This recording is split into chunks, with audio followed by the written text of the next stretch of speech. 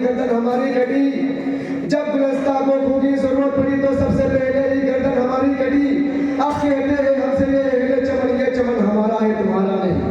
मिल्लत इस्लामिया की इस्लामिया के पासबानों, आज मैं आप हजरत के सामने हिंदुस्तान के मुसलमानों पर होने वाले सियासी जुल्म और सितम और दीन इस्लाम को जड़ से खत्म करने की नापाक और घिनावनी साजिश और कोशिश के मौजू पर कुछ अर्ज करना चाहता हूँ। उम्मीद है कि आप और समझ फरमाएंगे।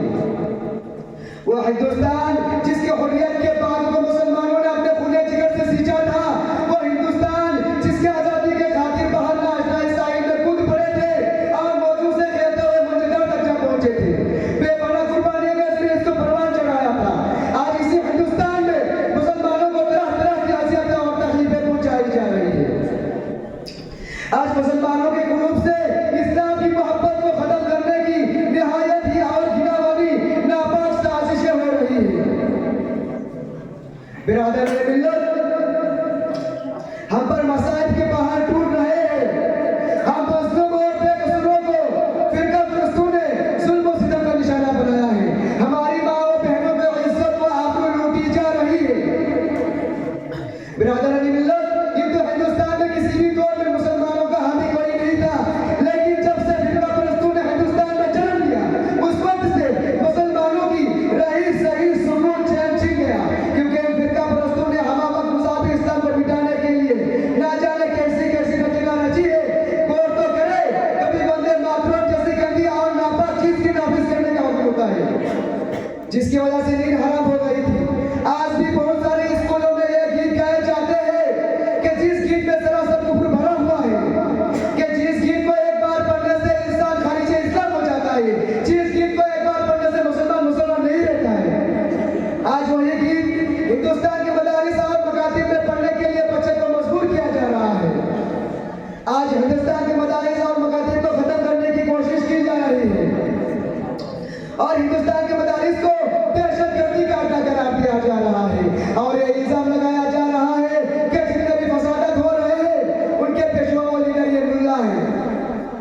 इसलिए पहले इनको खत्म किया जाए और उसके आसान सूरत यह निकाली गई कि अब मुसलमानों की मसाजिद और मकातिब और मसाजिद को खत्म किया जाए। इसी वजह से हमारी इबादत गाहों पर पाबंदी लगा दी गई है कि अब मुसलमान किसी भी मदारिस और मकातिब और मसाजिद को नहीं बना सकते। लेकिन शायद उनको मालूम नहीं कि जब तक मुसलमानों के अंदर चाह चलती रहेगी उस वक्त तक मज़हब इस्लाम पर और मदारिस और मकातिब पर किसी तरह का आँच न आने देंगे। हम तुम्हारे धमकियों से खौफ खा सकते नहीं, हम तुम्हारे धमकियों से खौफ खा सकते नहीं, सुन के आगे हम अपना सर झुका सकते नहीं। यही तारीख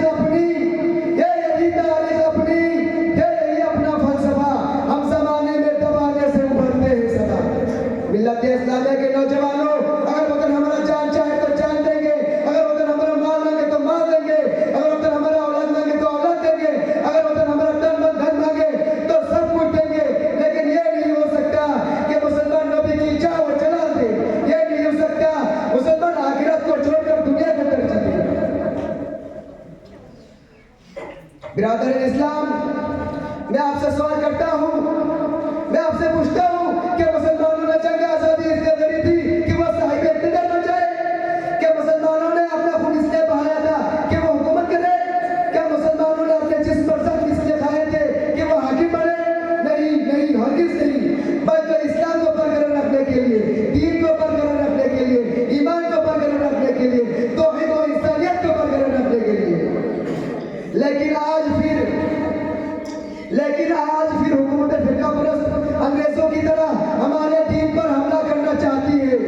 याद रखें, अगर यही हाल रहा तो इन फिरका परस्तों को भी अंग्रेजों की तरह मुंह की खानी पड़ेगी और अपने ओहदों से सबकदोश होना पड़ेगा।